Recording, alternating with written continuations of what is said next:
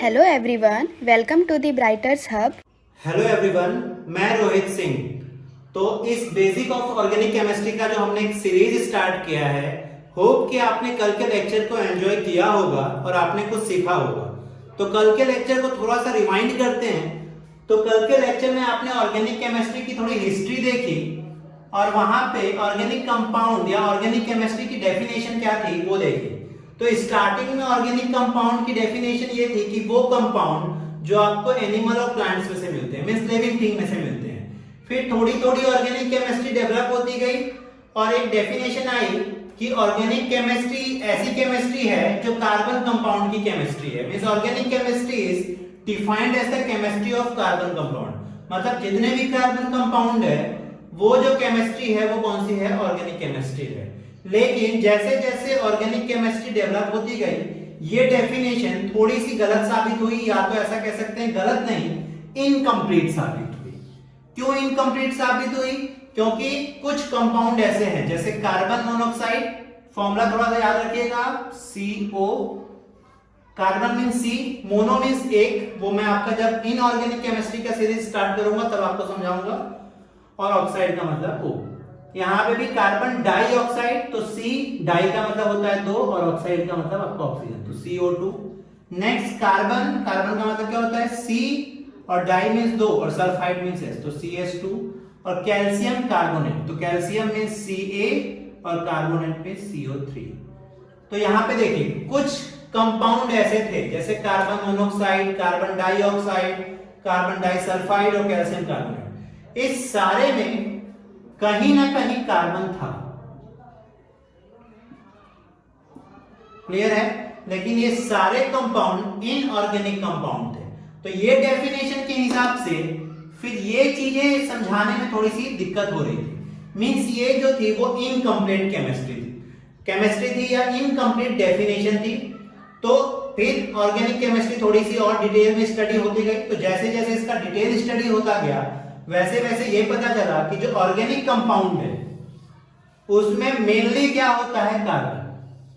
Means carbon तो mainly होता है, लेकिन मेनली जो कार्बन है वो किससे कनेक्ट होता है? हाइड्रोजन से। कार्बन किससे कनेक्ट रहता है? हाइड्रोजन से, इसलिए उसको हाइड्रोकार्बन भी कहते हैं। Hydrocarbon means the chemistry of hydrogen and carbon. तो ऑर्गेनिक कंपाउंड कौन से कंपाउंड है? जिसमें कार्बन हाइड्रोजन से क्या हो? कनेक्ट हो। अब ऐसा नहीं है कि पूरे ऑर्गेनिक कंपाउंड में सिर्फ कार्बन और हाइड्रोजन ही पाए जाते हैं। कुछ ऑर्गेनिक कंपाउंड ऐसे भी देखे गए हैं जिसमें नाइट्रोजन, सल्फर, ऑक्सीजन, फास्फोरस और हेलोजन में आपके कौन से आते हैं? तो फ्लोरीन, क्लोरीन, ब्रोमीन और आयोडीन। ये सारे जो एलिमेंट्स हैं वो भी होते हैं, लेकिन वो एलिमेंट्स जो हाइड्रोकार्बन का जो हाइड्रोजन है उसको रिप्लेस करके उसकी जगह पे जुड़ता है। जब इस सीरीज के लेक्चर में हम आगे बढ़ेंगे तो आपको आइडिया आएगा। तो ऐसा कह सकते हैं कि जो आपका ऑर्गेनिक केमिस्ट्री है वो मोस्ट मेनली तो किस पे डिपेंड है? हाइड्रोकार्बन पे। और हम भी इस सीरीज को अब आगे जब बढ़ाएंगे तो सबसे पहले हाइड्रोकार्बन की ही डिटेल स्टडी करेंगे और उसके बाद मैं आपको ये सब भी समझाऊंगा। तो मॉडर्न डेफिनेशन जो ऑर्गेनिक केमिस्ट्री की आई वो ये आई कि organic chemistry is the chemistry of the hydrocarbon and its derivative। Means जो आपका ऑर्गेनिक केमिस्ट्री है वो कौन सी केमिस्ट्री है? जिसमें हाइड्रोकार्बन और उससे मिलने वाले आपके कंपाउंड, मींस उसको रिप्लेस कर करके जो नए कंपाउंड मिलेंगे उसकी जो डिटेल स्टडी करता है वो कौन सी है? आपकी ऑर्गेनिक केमिस्ट्री। तो चलिए अब हमने मॉडर्न डेफिनेशन देख ली। तो मॉडर्न डेफिनेशन क्या कहता है कि जो ऑर्गेनिक केमिस्ट्री है वो मेनली क्या है? Hydrocarbon and it's derivative. तो डेरिवेटिव को बाद में देखते हैं, सबसे पहले हम हाइड्रोकार्बन को समझेंगे। तो हाइड्रोकार्बन से क्लियर हो रहा है कि इसमें दो एलिमेंट है। कौन से दो हैं? एक तो आपका हाइड्रोजन और एक हो गया आपका कार्बन। हाइड्रोजन का क्या है? H, सिंबल याद रखना है, कार्बन का C। जब आप केमिस्ट्री पढ़ रहे हो तो सबसे पहले उस एलिमेंट की सारी डिटेल्स आपको पता होनी चाहिए। क्या क्या पता होनी चाहिए वो मैं बताता हूं। तो सबसे पहले आपको एटॉमिक नंबर मींस परमाणु क्रमांक पता होना चाहिए। कि उस एलिमेंट का एटॉमिक नंबर कितना है, यानी परमाणु क्रमांक क्या है। तो हाइड्रोजन का कितना है 1 और कार्बन का कितना है 6। चलो नेक्स्ट आपको उसका एटॉमिक वेट मींस परमाणु भार पता होना चाहिए। ये सब भी मैं आपको करवाऊंगा जब मैं इनऑर्गेनिक का एक बेसिक सीरीज स्टार्ट करूंगा। फिलहाल के लिए आप यहाँ पे 2 एलिमेंट का आपका रिक्वायरमेंट है तो याद रखिए। तो हाइड्रोजन का परमाणु भार कितना होता है, एटॉमिक वेट कितना होता है 1 और कार्बन का कितना होता है 12। नेक्स्ट आपको क्या पता होना चाहिए, तो नेक्स्ट आपको पता होना चाहिए कि इसके जो फंडामेंटल पार्टिकल है, फंडामेंटल पार्टिकल क्या होते हैं, प्रोटॉन, इलेक्ट्रॉन एंड न्यूट्रॉन। ठीक है, तो हमेशा पहले याद रखिए कि कोई भी एलिमेंट का मींस कोई भी तत्व का जो फंडामेंटल पार्टिकल है मींस उसमें पाया जाता है या उससे बना होता है, वो मेन 3 होते हैं, प्रोटॉन, इलेक्ट्रॉन और न्यूट्रॉन। और हमेशा से ये माना जाता है कि प्रोटॉन और इलेक्ट्रॉन एक दूसरे का अपोजिट चार्ज रखते हैं। अपोजिट चार्ज मींस अगर प्रोटॉन के पास पॉजिटिव है तो इलेक्ट्रॉन के पास कौन सा है, नेगेटिव चार्ज है। और न्यूट्रॉन जो है वो चार्जलेस होता है, मतलब उसके ऊपर कोई चार्ज नहीं होता, जीरो होता है, नल चार्ज। तो ये आपको पता होना चाहिए कि किसी भी एलिमेंट में नंबर ऑफ प्रोटॉन कितने हैं, नंबर ऑफ इलेक्ट्रॉन कितने हैं और नंबर ऑफ न्यूट्रॉन कितने हैं। तो नंबर ऑफ प्रोटॉन, तो नंबर ऑफ प्रोटॉन किसको बोलते हैं, जो एटॉमिक नंबर होता है उसी को। Atomic number he number of proton बताता है।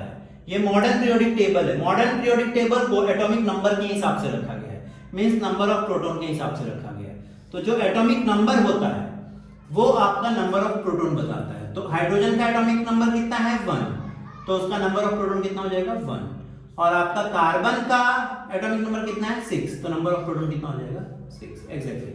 अब नेक्स्ट नंबर ऑफ इलेक्ट्रॉन, तो नंबर ऑफ इलेक्ट्रॉन हमेशा किसी भी एलिमेंट के लिए, किसी भी एलिमेंट के लिए जब उसके ऊपर चार्ज ना हो, मींस पॉजिटिव या नेगेटिव चार्ज ना हो, तो नंबर ऑफ इलेक्ट्रॉन जो होता है वो नंबर ऑफ प्रोटॉन के इक्वल होता है। मींस किसी भी एलिमेंट का number of electron number of proton के क्या होता है इक्वल। तो इसका नंबर ऑफ इलेक्ट्रॉन कितना होगा 1 और इसका कितना होगा 6। तो ये चीजें तो आपको एटॉमिक नंबर से मिल जाएगी। और नेक्स्ट स्टेप है आपका नंबर ऑफ न्यूट्रॉन। न्यूट्रॉन के ऊपर चार्ज नहीं होता है इसलिए मैंने 0 लिख दिया। तो नंबर ऑफ न्यूट्रॉन कैसे फाइंड करते हैं, तो इसका एक फॉर्मूला होता है कि atomic weight minus atomic number. So इसका एटॉमिक वेट कितना है 1 माइनस एटॉमिक नंबर 1, तो 1 माइनस 1 यानी 0।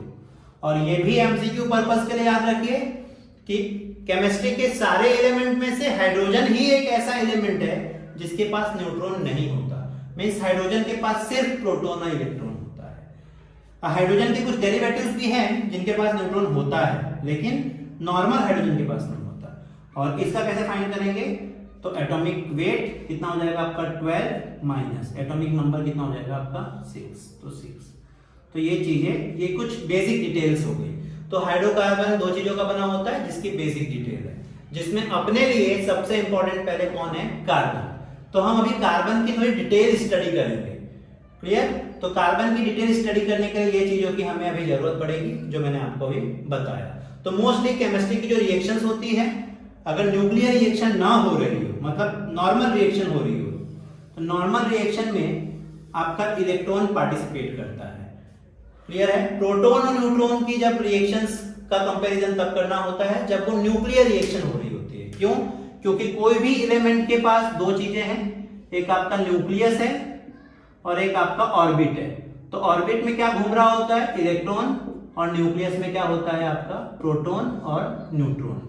तो जब न्यूक्लियर रिएक्शंस होती है तो प्रोटॉन और न्यूट्रॉन जिम्मेदार होते हैं, लेकिन नॉर्मल केमिस्ट्री की जो रिएक्शंस हो रही होती है उसमें इलेक्ट्रॉन जिम्मेदार है। तो ऑर्गेनिक केमिस्ट्री की डिटेल स्टडी में सबसे पहले आपको कार्बन की एक डिटेल स्टडी करनी है। तो अब हम हाइड्रोकार्बन को पढ़ रहे थे, तो हाइड्रोकार्बन में भी सबसे पहले आपको कार्बन की डिटेल स्टडी करनी है। तो कार्बन की डिटेल स्टडी करनी है, तो मैंने आपको बताया अभी कि रिएक्शंस के लिए जवाबदार कौन है, इलेक्ट्रॉन।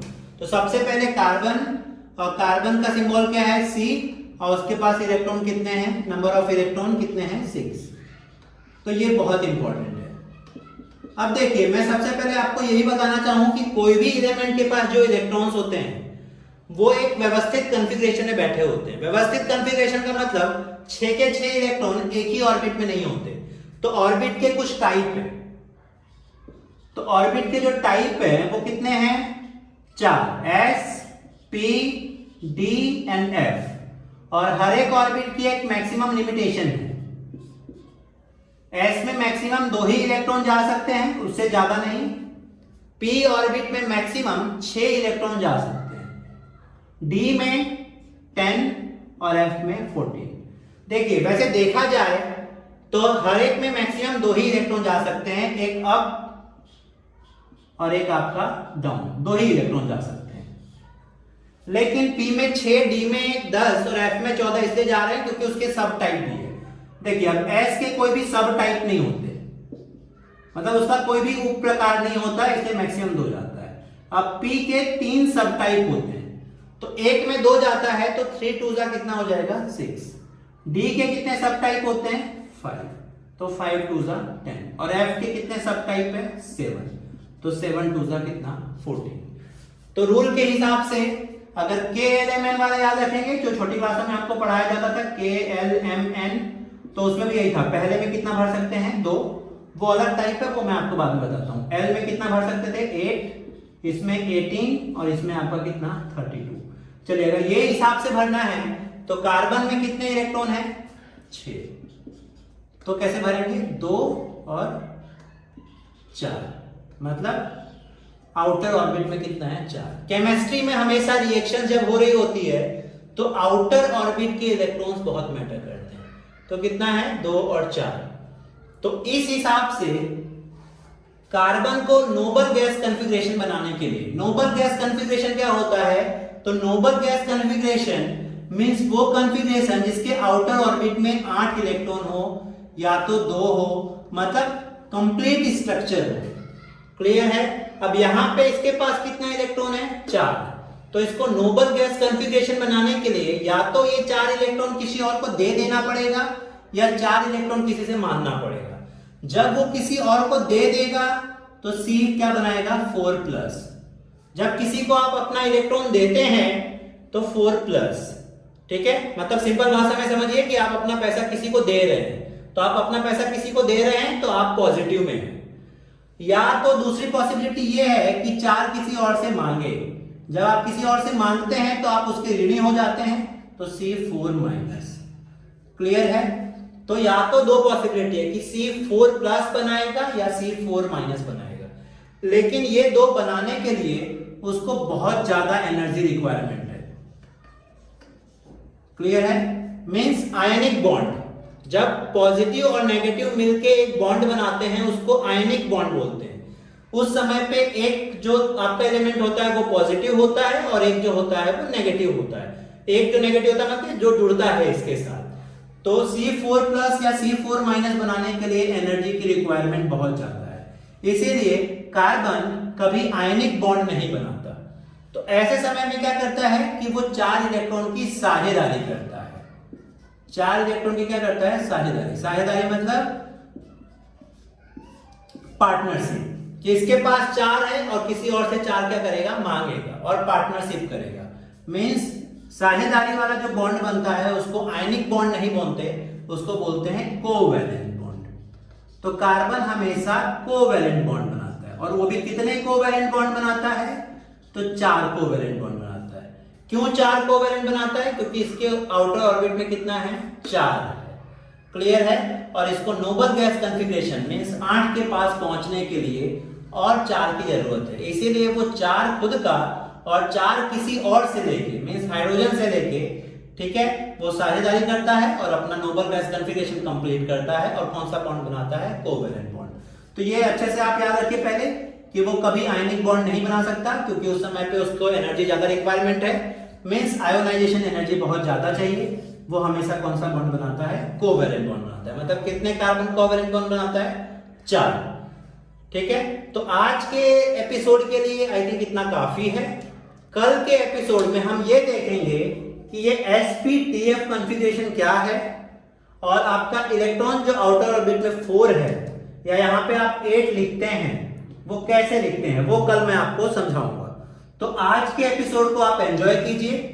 आज के एपिसोड में कोई भी डाउट है तो प्लीज आप कमेंट बॉक्स में पूछिए और इस एपिसोड को अपने दोस्तों के साथ शेयर कीजिए। आपको आज का वीडियो पसंद आया हो तो इस वीडियो को लाइक कीजिए तथा इस चैनल को सब्सक्राइब कीजिए जिससे आने वाले वीडियो के नोटिफिकेशन मिलते रहे। Thank you.